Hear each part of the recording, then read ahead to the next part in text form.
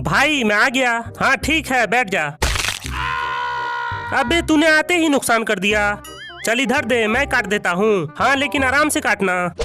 अबे तूने नई चाकू तोड़ दी। चल जाके सब्जी बना। आज तो ऐसा सब्जी बनाऊंगा कि भाई खुश हो जाएगा। पनौती आदमी, तू मेरे घर में रहने लायक ही नहीं है। चल जल्दी निकल यहाँ से। वाओ कितनी मस्त वेब सीरीज है, इसे देख के तो मजा ही आ गया। अबे ये मिर्ची कौन डाल गया? अरे ये पानी नहीं, केमिकल है। सॉरी भाई, हो सके तो मुझे माफ कर देना। अब जाके थोड़ी राहत मिली। अबे ये क्या है?